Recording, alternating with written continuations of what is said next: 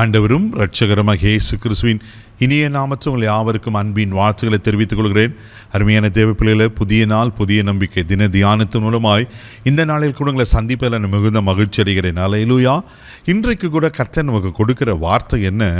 ரோமர் 8:28 கூட வாசிக்க கேட்போம். அன்றியும் அவருடைய தீர்மானத்தின்படி அழைக்கப்பட்டவர்களாய் தேவனிடத்தில் அன்பு கூறுகிறவர்களுக்கு சகலமும் நன்மைக்கு ஏதுவாக நடக்கிறது என்று அறிந்திருக்கிறோம். அல்லேலூயா. பாருங்க, அப்போஸ்தலனாகிய பவுல் ரோம திருச்சபைக்கு ஒரு அற்புதமான ஒரு சத்தியத்தை சொல்றாரு. என்னன்னா, அவரிடத்தில் அன்பு கூறுவர்களுக்கு சகலமும் நன்மைக்கு ஏதுவாக நடக்கிறது. நிறைய நேரம் நம்ம இப்படிப்பட்ட கேள்வி கேட்குறோம்ல, ஆண்டவரே நான் உங்களை தான் நேசிக்கிறேன், உங்களிடத்தில் அன்பு கூறுறேன், நான் ஜெபம் பண்ணுறேன், வேதத்தை வாசிக்கிறேன், சர்ச்சுக்கு ஒழுங்காக போகிறேன், என்னால் முடிஞ்சால் பரிசுத்தமாக வாழுறேன், கொடுக்குற காரியங்களை ஊழிய காரியங்களை எல்லாவற்றையும் நான் முதன்மையாக இருக்கிறேன். ஆனால் என் வாழ்க்கையில் ஏன் இந்த பிரச்சனை மாறல? ஏன் எனக்கு மாத்திரமே போராட்டம்?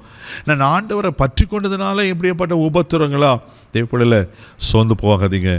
அவரிடத்தில் அன்பு கூறலுக்கு சகலமும் நன்மைக்கு ஏதுவாக தான் நடக்கும். அல்லேலூயா. அந்த முந்தின பகுதி சொல்லப்பட்டிருக்கு, அவருடைய தீர்மானத்தின்படி அழைக்கப்பட்டுள்ளாய். ஆமென். நீங்களா நான் அழைக்கப்பட்டவர்கள். அல்லேலூயா. தேவப்பிள்ளை, நீங்கள் சாதாரணமானவர்ல. அதே ரோமர் 8:30 கூட நீங்கள் வாசிப்பீங்கன்னா அங்கே அழகாக சொல்லப்பட்டிருக்கோம். வாசிக்க கேட்போம். எவர்களை முன்குறித்தாரோ அவர்களை அழைத்தும் இருக்கிறார், எவர்களை அழைத்தாரோ அவர்களை நீதிமான்களும் ஆக்கி இருக்கிறார், எவர்களை நீதிமான்கள் ஆக்கினாரோ அவர்களை மகிமைப்படுத்தியும் இருக்கிறார். ஆமென். நீங்களான அழைப்பு பெற்றவர்கள். அல்லேலூயா. உலகத்தில் எத்தனை கோடி ஜனங்கள் இருக்காங்க. நிறைய பேருக்கு இந்த பாக்கியம் இல்லையே. எவர்களை அழைத்து இருக்கிறாரோ அவங்களை ஆண்டவர் என்ன பண்ணிருக்கிறாரோ நீதிமானாய் மாற்றிருக்கிறார். அல்லேலூயா. எவர்களை நீதிமான்களாக்குறாங்களோ மகிமைப்படுத்திருக்கிறார். அங்கே முதலாவது சொல்லப்பட்டிருக்கு, எவர்கள் முன் குறித்தாரோ அவர்கள் அழைத்து இருக்கிறார். நீங்களாம் தாயின் கருவில உருவேற்றப்படுவதற்கு முன்பாகவே, உலக தோற்றத்துக்கு முன்பாக முன்குறிக்கப்பட்டவர்கள். நான் அதை விசுவாசிக்கிறேன். அல்லேலூயா. தேவப்பிள்ளையில அதனால தான் கர்த்தரை ரட்சித்து இன்னைக்கு ஒரு ஊழியக்காரனாய் கர்த்தர் வைத்திருக்கிறார். நீங்கள் சோர்ந்து போகாதீங்க. நீங்கள் அழைக்கப்பட்டிருக்கீங்க, அவரிடத்தில் அன்பு கூறுறீங்க. ஒரு நாள் உங்களுக்கு தீமை வராது. அதெல்லாம் ஒருவேளை தீமையாக இருந்தாலும் கர்த்தர் நன்மையாய் மாற்றுவதற்கு உண்மையில் இருக்கிறார். வேதத்தில் நான் வாசிக்கிறோம். சங்கீதத்தின் புஸ்தகம் 85 சங்கீதம் 12 இப்படியா சொல்லப்பட்டிருக்கு. வாசிக்க கேட்போம். கர்த்தர் நன்மையானதை தருவார், நம்முடைய தேசம் தன் பலனை கொடுக்கும். ஆமென். கர்த்தர் நன்மையானதை தருவாராம். தேவைப்படல. கர்த்தருக்கு நன்மையை தவிர தீமை தெரியாது. அல்லேலூயா. ஆமென். அவரிடத்துல அன்பு குரலுக்கு நிச்சயமாக நன்மையை தருவார். ஒருவேளை தீமையான காரியங்கள் வந்தாலும் கர்த்தர் நன்மையானதை தருவார். நீங்கள் ஆதியாகமம் புஸ்தகம் 50:20 வாசித்தீங்கன்னா, யோசேப்பு வாழ்க்கையில் கர்த்தர் அற்புதமான ஒரு காரியத்தை செய்கிறார். வாசிக்க கேட்போம்.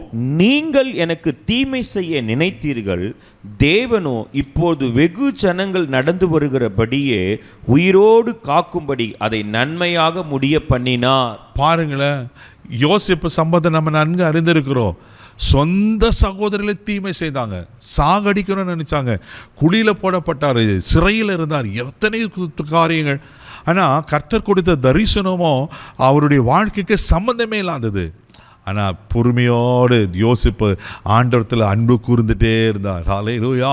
யோசிப்பு ஏற்கனவே முன்குறிக்கப்பட்டவர். தேவ பிள்ளையில யோசிப்பு அழைப்பு பெற்றவர். ரொம்ப அழகாக வசனம் சொல்லப்பட்டிருக்கு, நீங்கள் எனக்கு தீமை செய்ய நினைத்தீர்கள், தேவனோ இப்பொழுது நடந்து வருகிறபடி அந்த தீமையை நன்மையாக மாற்றினார். தேவ பிள்ளையில யோசிப்புக்கு மாத்திரமல்ல, யோசிப்பு முழு குடும்பத்துக்கும் கர்த்தர் நன்மை செய்தார். யோசிப்பு குடும்பத்துக்கு மாத்திரமல்ல, அந்த முழு எகிப்துக்கும் கர்த்தர் நன்மை செய்கிறவராய் மாற்றினார். அன்னைக்கு யோசிப்பு கொடுத்த திட்டத்தினால தான் தேசம் பஞ்ச காலத்தில் பாதுகாக்கப்பட்டது அல்லவா? தேவப்பிள்ளையில உங்கள் வாழ்க்கையில் ஆண்டவரத்தில் அன்பு கூற உங்களுக்கு கர்த்தர் நன்மையானது தருவார். இப்போ இருக்கிற சூழ்நிலை ஒரு தீமையாக இருக்கிறது போல இருக்கலாம், பயப்படாதீங்க. சகலமும் நன்மைக்கு எதுவாக இருக்கும். இதை நம்புங்க. நிச்சயமாக ஆண்டவர்கள் ஆசீர்வதிப்பார். கண்களை மூடி நம்ம ஜெபிக்கலாம். அன்பு தகப்பனே, உமக்கு நன்றி சொல்லி துதிக்கிறோமே, சோத்திரப்பா. அவரிடத்தில் அன்பு குரலுக்கு சகலமும் நன்மைக்கு எதுவாய் நடக்க சொல்ல ஒருவேளை தீமையை பார்த்துருக்கலாம், நன்மையான காரியங்கள் காத்திருக்கு. அந்த நன்மையை சுதந்திரிக்க பண்ண உதவி செய்யுங்க. எல்லா தீமைகள் மாறுவதாக ஜெபிக்கிறோம். இந்த நாள் முதல் கரம் பிடித்து நடத்தோம். தெய்வீக பாதுகாப்பு கொப்பப்படுற இயேசுவின் மூலம் ஜெப கலப்புதாவே. ஆமென். அவர் நன்மையை தருவார். தைரியமாக போங்க. God bless you.